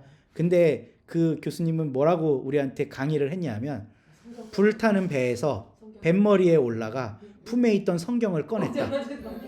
그리고 이 성경을 뜯어서 뿌렸다. 왜냐하면 하나를 딱 던지면 아무도 안 줬으면 끝이잖아요. 그래서 막 복음을 찢어갖고 누구라도 한 자라도 봐라 하는 마음으로 뿌렸다. 근데 그 시체를 수습하고 하는 과정에 떨어져 있는 그 성경들을 모아다가 집에 갔는데 마침 벽지를 갈 때가 됐네. 그래서 그거를 벽지에다가 붙여놨더니 친구가 와서 그거를 보고 복음을 믿었더라. 이거 완전 사기입니다. 완전 아예 밑도 끝도 없는 가짜 뉴스고요. 그랬던 역사는 없습니다.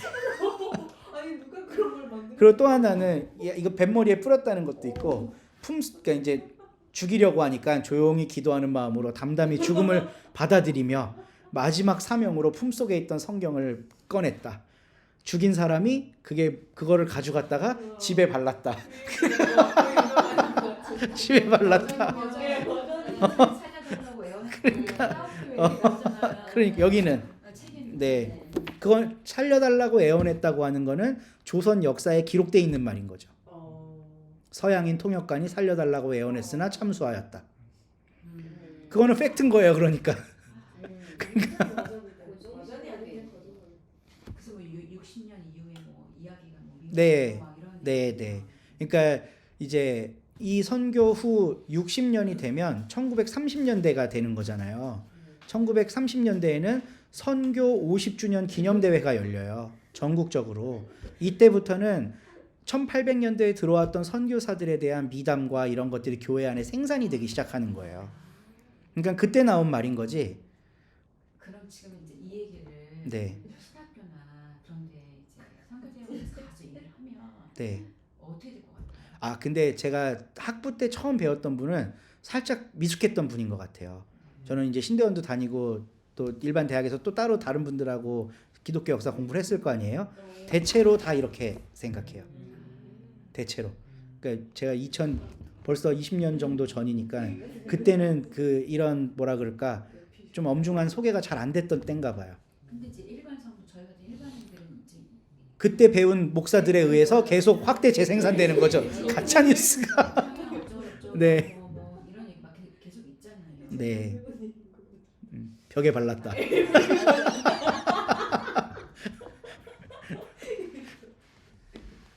그러니까 사실은 귀칠라프와 토마스 선교사는 그냥 제국주의 천병 그 자체였고 그 제국주의를 하려고 하는 군대 세력을 등에 업고 통역관을 한 거잖아요.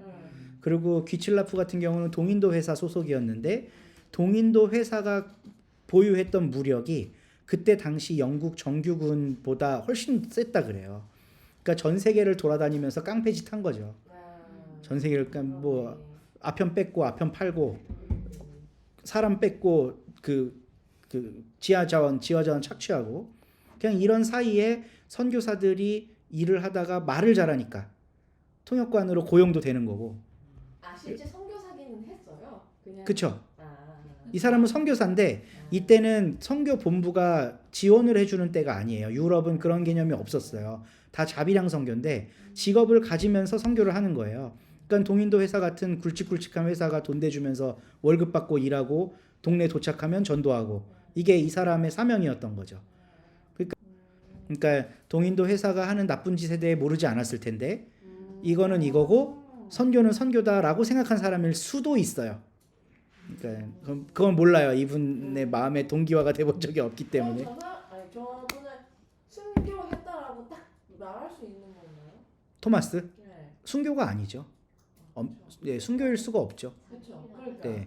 근데 최초의 순교자라고 하잖아요. 그러니까요. 네, 그건 너무 잘못된 말이죠. 이러다가 여기 보면 순교자 말고 다른 표현 하나 있던데 그 천주교 신자 중에 목숨은 부지했지만 귀양 가서 죽은 사람 이런 사람은 순교자라고 안 해요. 그러니까 탄압자에 의해 그 자리에서 생명을 잃은 사람만 교회 사학적으로 순교자라고 불러요. 네, 탄압자에 의해 죽은 사람. 약간 그러니까 만약에 뭐 황제가 명을 내려서 네. 저것들 죽여라 해서 죽었다 그러면 그건 순교예요. 오케이. 네. 근데 황제가 죽일 것까지는 없고 귀양 보내라. 그래서 귀양 가서 살다 죽었어요. 그건 순교자가 아니에요. 네. 어휴, 이렇게 무슨 할 말이 이렇게 많은지 이게 제일 중요한 건데 오늘 저게 이거를 해야 지금 이거를 해야 끝낼 수가 있는데 2장 3장을 지금 1장만 했어. 1장만. 뭐 시간이 괜찮으시면 10분만. 네. 지금까지는 어떤 의미에서는 가톨릭 선교와 개신교의 선교사라고 볼 수 없는 개신교 배경의 두 사람에 대한 이야기였다면 이제 본격적으로 개신교 선교사의 시대가 시작돼요. 근데 저는 이 책에 참 고마운 게 뭐냐면 최초의 개신교 선교사 그러면 그 알렌 언더우드 아펜젤러를 떠올려요. 알렌은 의사였는데 어의로 그 고종 황제의 어의가 돼요. 그래 제중원만 들고 이러거든요. 그리고 사실 그 뒤에 들어오는 모든 선교사들은 한국에서 법적으로 부동산을 소유할 수 없었기 때문에 다 제중원 타고 활동해요. 이 책의 3장에 그 내용이 나오죠. 그러니까 알렌, 장로교 선교사 알렌, 언더우드 장로교, 아펜젤러 감리교, 장로교 감리교, 북감리회, 북장로회 이 선교의 역사부터 시작을 하거든요. 대부분의 선교사가. 근데 저는 이분이 로스와 맥킨타이어를 언급하면서 이 사람들이야말로 한국 선교사였다라고 직접적으로 말은 안 하지만 그런 걸 소개해 준다는 게 너무 고마웠고 이런 관점을 좀 한국 교회에 널리 알리면 좋겠다 싶은 거예요. 로스와 맥킨타이어는 지금의 그 영구라고 하는 지역, 그러니까 요게 이제 북한이에요. 여기 북한. 대동강이고 북한하고 중국하고 경계예요. 여기 잉커웃이라고 있어요. 여기가 영구라는 곳이거든요. 그리고 네 이쪽이 이제 평안도고 바로 위에가 황해도고 또 요 위에 의주라고 하는 곳이 있어요. 의주, 신의주 그리고 의주, 신의주 바로 넘어가면 단둥이라는 이제 지금은 중국 땅입니다. 그리고 단둥 위에 조금 더 올라가면 고려문이라는 데가 있었어요. 그게 요 사진 요 그림을 보면 좀 더 잘 아실 수 있는데 여기가 의주고 신의주예요. 그러니까 중국으로 넘어가는 통로인 거예요. 여기가 넘어가면 바로 그러니까 여기 어떤 구간은 강이 너무 가늘어 갖고 바로 여기가 중국 땅이에요. 이렇게 그냥 다리만 걷으면 건너갈 수 있는 곳이에요. 이런 데서 가보면 좋겠다. 네. 역사 기행으로. 전 로스 그 최초의 성경이 있는 곳에 가봤어요. 영구교회. 네. 그리고 요 조금 더 위로 북쪽으로 오면 고려문이라는 게 있는데 이 위에가 지금은 헐어서 없어요. 옛날에 있었던 거를 이게 고려문이었대요. 그러니까 조선 상인들과 청나라 상인들이 교역하고 뭐 이러던 곳이에요. 그 고려가 우리가 네, 우리 고려, 코리아. 그러니까 그 외국 선교사들은 우리를 조선이라고 부르지 않았으니까. 꼬레아라고 불렀으니까. 그래서 이 로스와 맥킨타이어의 서신에 보면 우리 꼬리아가 K가 아니에요. C예요. 일제강점기가 시작된 다음에 K로 바꾼 거예요. 그 J 다음에 K잖아요. 일본 놈들이 K로 바꾼 거죠, 우리를. 원래 C예요. 꼬레아. 그러니까 지금도 그 약간 그 어디야 스페인어 계열에서는 다 꼬레아라고 쓰잖아요. 이 로스와 맥킨타이어 목사는 선교사는 둘이 그 처남 매부지간이에요. 그러니까 친척이에요.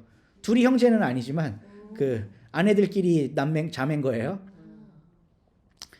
근데 이 사람들이 중국에 와서 선교를 하다가 고려문이라는 데를 인상 깊게 본 거죠. 그러니까 그때 당시에 고려문을 드나들던 조선인 상인들이 어떤 모습이었길래 이 사람들이 관심을 가졌을까? 되게 진취적이고 개혁적인 모습이 아니었을까?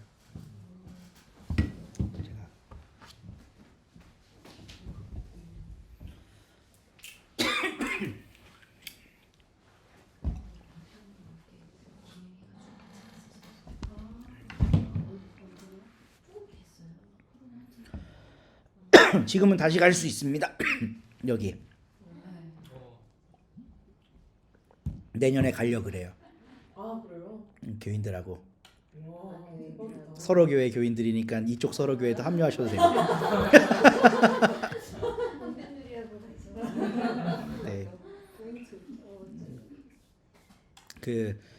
이게 너무 길긴 할 텐데 어쨌든 로스 맥킨타이어 선교사랑 만난 서북지방 청년들이 성경을 번역해야 되겠다라는 마음을 모았다는 거 이게 진짜 놀라운 일이고 그래서 1879년도에 번역 작품이 처음으로 완성돼요. 그러니까 가장 거기에서 공이 컸던 사람은 이응찬이라는 사람이고요. 그리고 첫 번째 세례자는 이름을 몰라요. 로스와 맥킨타이어의 서신에 첫 세례자에 대한 내용이 나오거든요. 근데 이름을 몰라요. 그리고 두 번째가 백홍준이에요. 그리고 이응찬이라는 사람이 중국어도 잘하고 한글도 뛰어나게 잘하니까 합류해서 굉장히 오랜 시간 동안 도와주고 이분이 1883년도에 죽는데 장티푸스 같은 거 걸려갖고 그때까지 이 로스 맥킨타이어 선교사의 가장 큰 조력자가 됩니다. 그리고 또 세례받은 사람 중에 서상윤이라는 사람도 있고요. 그러니까 지금 이 고려문을 중심으로 요 인근에서 이런 기독교를 믿는 무리들이 생긴 거예요. 여기는 한반도인가요? 아닌가요? 아니죠. 그리고 이 영구라는 곳, 잉커웃이 여기에 이제 선교사들이 머물고 있었기 때문에 이응찬이 잉커웃을 보려고 6시간 동안 여기서 뭐 마차 타고 갔다는 기록도 있고 그래요. 그러니까 그만큼 선교사를 만나고 싶어하는 마음이 컸던 거죠. 이 이응찬이라는 사람이. 그러니까 여기 와갖고 같이 엄청 도와주는 거예요. 그래서 이 잉커웃시에 조선인들로 구성된 교회가 있었어요. 이 영구교회라고. 잉커우에. 그러니까 여기 우리 한반도 본토로부터는 그래도 꽤 거리가 있는 곳이에요. 여기에 조선인 교회가 이미 있었다고요. 그리고 의주에서 중국으로 넘어가는 길목 여기는 사실 국경이라는 게 없고 그러니까 저기 땅 있으면 농사 짓고 뭐 그냥 조선인이랑 중국인이랑 다 섞여 살던 곳이었거든요. 여기에는 지금도 보면 뭐 명동촌이니 뭐니 윤동주 다녔던 그런 거 있잖아요. 그건 이제 1900년대에 만들어진 거긴 했는데 그 전신이 되는 교회들이 여기 다 있었을 거라는 거죠. 근데 한국 기독교 역사에서는 한국 최초 교회 2개 하면 뭐 얘기할까요? 세문안교회와 정동교회를 얘기합니다. 정동에 감리교 본부가 있었고 지금의 세문안교회는 장로교 선교사들이 최초로 세운 교회이기 때문에 세문안교회와 정동교회가 최초의 교회라고 이야기를 해요. 근데 저는 그 역사는 근본적으로 문제가 있다고 봐요. 여기에 이름 모를 조선인 교회들이 무수히 있었을 거예요. 그 교회에 대한 역사는 우리가 발굴하려고 하지 않아요. 그러니까 저는 이분이 저희에게 제시해주는 그 인사이트가 교회 역사를 어디서부터 볼 거냐, 여기로 끌고 와야 이게 본류다. 기독교 역사 그런 도전을 저희한테 해주고 있다고 생각해요. 그러니까 서울을 중심으로 한 정동과 세문안에 세워진 선교사들의 후원으로 조선인들이 이렇게 함께 모여서 만들어진 그 교회를 우리는 공식적인 최초의 교회라고 역사 속에서 배우거든요. 근데 사실 이름 없이 있다가 없어진 그런 수많은 조선인 교회들이 이미 여기에 있었을 거예요. 1979년도에 이미 8명의 신자가 모여서 예배를 드려요. 세례도 받고 교회잖아요. 근데 그런 역사가 한국 교회 안에 잘 소개가 안 되어 있습니다. 그리고 성경 인쇄하고 뭐 누가복음, 요한복음, 마태, 마가 순으로 하고 1887년에는 성경 전서 전체가 만들어지는데 이미 1883년도 어간에 몇만 부씩 찍어갖고 다 나눠줘요. 뭐 의주, 신의주, 밑에 황해도, 평안도까지 다 오고 서울에도 그 물건이 갔을 거예요. 그리고 또 하나의 인물이 있는데 이수정이라고 하는 사람.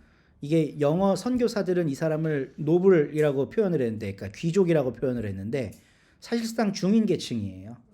그러니까 자기가 따르던 사람이 이제 일본에 갔을 때 쫓아갔다가 거기에서 농업기술 배우고 뭐 치다센 만나갖고 기독교 배우고 어떤 목사 만나서 세례도 받고 뭐 요러는 과정을 이수정이 겪습니다. 1882년도에 일본에 가서 3년도에 세례받고 4년도 2월에 그 장로교회, 미국 장로교회에 편지를 보내요. 우리에게 선교사를 좀 보내주시라. 그랬는데 그게 이제 장로교회 갔을 거 아니에요. 그거를 언더우드가 봤다는 거예요. 그래서 원래 언더우드는 인도 선교사가 되려고 했었던 사람인데 조선으로 방향을 틀었고, 이제 언더우드 가가 조금 이렇게 부잣집 집안인가 봐요. 거기서 돈 좀 많이 받아서 이제 선교길에 온 거죠. 그래서 와서 호캉 그 조선 캉스도 하고 조선 주막 캉스도 하고 그리고 이수정이 이게 2월달이 아니구나. 1885년 2월달에 마가복음을 번역해요. 이미 이것보다 훨씬 더 이전 시기에 1870년대에 일본인들은 일본말로 성경을 다 번역하거든요. 그러니까 이제 그런 거를 보고 한문 성경 보고 이제 이수정이 마가복음을 번역해요. 근데 이 위에 있는 번역과 아래에 있는 번역의 차이는 뭐냐면 이 위에 있는 번역은 순한글로 써요. 그리고 초창기 번역들은 다 이 서북지방 방언으로 번역이 됩니다. 그러다가 이제 서울말로 되면서 하느님이 하나님으로 바뀌는 사례들이 몇 개 있어요. 근데 최초의 성경에는 하느님이라고 나와요. 이 신명 논쟁은 또 길어지니까 다음에 하고요. 하느님이라고 불러도 결코 이상한 거 아니에요. 똑같은 거예요. 그리고 우리랑 함께 연대하고 있는 개신교단인 감리교와 그 기장 측은 공식적으로 하느님이란 표현을 씁니다. 이 예장 측하고 좀 이런 쪽이 하나님이라고 막 빠락빠락 우기고, 저는 어릴 때 그 애국가 부르다가 하느님이라고 하면 지옥 가는 줄 알았어요. 하나님이 그 부분 더 크게 해 일부러. 하나님이 보고 와서 아무 상관없는 얘기입니다. 아무 상관없는 얘기. 근데 그러니까 이 사람들은 순한글로 해서 여성도 읽게 하고 한글 보급을 엄청나게 확산시켰다는 거. 그리고 사실상 마르틴 루터 이후 토박이 말, 모국어로 성경이 번역되는 사례들이 별로 없는데 이거 한국에서 진짜 엄청난 일이 일어난 거예요. 왜냐하면 그게 있을까요? 성경이 아직도? 있어요. 오. 다 보관돼 있습니다. 아. 예전에는 양재동에 있었는데 지금 용인으로 옮겼는데요. 대한성서공회 박물관에 가면 원본들 다 볼 수 있습니다. 그리고 그 영인본으로 된 거 살 수도 있어요. 비싸지도 않아요. 영인본은 원래 본을 그 다시 가공해서 만든 거예요. 그러니까 똑같이 복사해 갖고 만들어낸 영인본은 3,000원인지 그 예수 성교 전서 누가복음 이거 팔아요. 서점 가도. 그러니까 토박이 말로 성경이 번역됐다는 거는 조선 사회에 어떤 의미냐면, 유대영 교수님도 이야기를 했지만 불교 경전이나 유교 경전은 못 읽어요, 일반인이. 근데 경전을 아무나 읽을 수 있게 됐다는 거예요. 이건 진짜 엄청난 종교 혁명인 것 같고, 진짜 전 세계 교회사에 유례가 없는 일인 것 같아요. 이수정의 번역은 다릅니다. 국한문 혼용체예요. 그러니까 양반 계층의 읽기가 좀 좋았겠죠. 근데 참 재밌는 게 1900년대 이후에 그 영국 성서공회가 한국에 와갖고 성경 공회를 펼치면서 공인된 성경들을 만들어내기 시작하거든요. 그때 국한문 혼용체가 더 인기가 있어요. 이 조선 유교 때문에. 그러니까 유학한 사람들은 국한문 혼용체를 읽으면 훨씬 이게 잘 와닿는 거예요. 어쨌든 한문 번역이니까 순 한글로 해놓으면 이게 무슨 말인지 모르는 게 있거든요. 근데 한문이 딱 들어가면 뜻을 알게 되니까 그 국한문 혼용체가 선호됐었다고 해요. 네. 근데 재밌는 건 언더우드와 아펜젤러가 그 일본에 왔을 때 이수정이 번역한 이 성경책을 받고 한국어도 배우고, 이수정이 번역한 한국어 성경책을 들고 제물포항으로 왔다는 거예요. 그러니까 보통은 이제 선교의 역사를 보면 선교사들이 들어가서 그 나라 말을 배워서 문법책 만들고 성경 번역하고, 그래야 이제 또 선교 본국에서 돈도 보내주고 할 거 아니에요. 이 나라 말로 성경 만드는데 프로젝트 하니까 선교비 보내세요. 한국은 그거를 할 필요가 없었던 나라인 거예요. 오늘은 여기까지 하겠습니다. 네. 이 질문들을 한번 쭉 살펴보시면 좋을 것 같고, 그러니까 아까 말했던 네. 그리고 동아시아 가톨릭 선교에 대해서는 어떻게 생각하는가, 예수의 선교나 프란치스코 도미니크 선교 이런 거 좀 생각해 보시면서 한번 생각해 보면 좋을 것 같고, 귀칠라프 토마스, 제가 너무 편파적인 정보만 드려갖고 부정적이실 텐데 이제 다시 한번 곱씹어 보시면 좋겠고요. 로스 맥킨타이어 서북 청년들은 무슨 일을 했나, 이런 걸 혹시 누군가에게 소개할 수 있다면 난 어떻게 할 수 있을까. 이수정, 그는 어떤 사람이었나. 제가 사실 오늘 영상을 하나 보려고 그랬는데 요 이수정과 관련된 CBS 특집 다큐가 몇 개가 나왔어요. 되게 재미있고 유익해요. 이거 제가 나중에 단체 톡방에 드릴 테니까 네, 링크 보시면 좋고, 그 서정민 교수라고 연대에서 교회사 가르치시다가 내부적인 권력 투쟁으로 쫓겨나셔갖고 일본에서 교수하고 계신 분인데 참 훌륭한 분이에요. 참 훌륭한 분. 네, 좋은 분이에요. 네, 그러니까 바른말 하시다가 연대 교권에서 이렇게 밀려나신 거죠. 네. 이런 것도 삐 해야 되겠죠. 네. 네. 그리고 사실 이게 제가 오늘의 우리 공부를 생각하면서 제일 중요하다고 여기는 건데 선교의 역사라는 거는 선교사와 응답하는 그 민족 간에 서로 주고받는 관계 속에서 새로운 제3의 길이 나오는 거가 아닐까.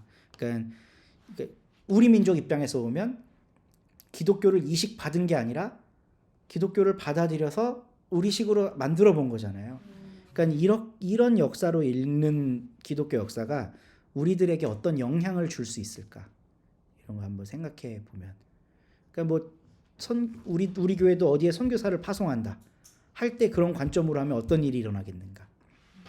혹은 내 삶에서도 뭐 좋은 선생님이나 나에게 영향을 주는 여러 뭐 목사님들도 있고 하겠지만 그냥 그게 주가 아니라 내가 주체적이 돼서 그것들을 받아들이면 어떤 일이 일어나겠는가?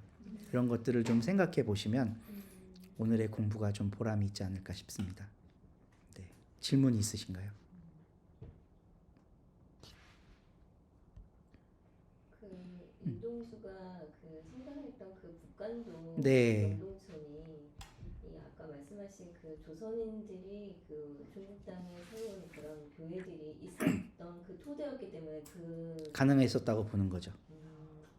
밑도 끝도 없이 된 건 아닐 거라는 거예요. 물론 조선에서 김야견 목사나 이런 분들이 뭐 이미 그 기독교 배경이 있었지만 거기 가면 그 동네 사람들하고 같이 교회를 했어야 될 거 아니에요. 그러니까 그 동네 사람들이 교회에 대한 이해가 없었다면 이런 데 합류를 할 수 있을까? 그러니까 이미 교회라는 존재에 대해서는 다 알고 있었을 거라는 거예요. 발굴이 안 돼 있는 거지.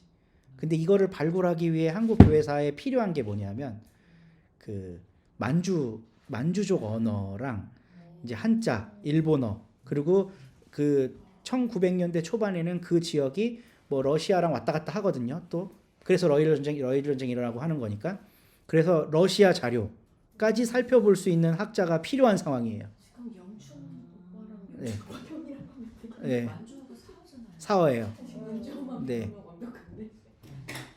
그러니까 그런 것들에 대한 그러니까 한국 기독교 역사가 아직 길지 않다 보니까 한국 기독교사 안에서는 그냥 필수적으로 하는 게 뭐 영어나 한문, 일본어 이건데 사실 그러니까 우리 기독교의 역사가 반도 안에 머무르는 거예요. 그 자료로 볼 수 있는 한계가 있기 때문에.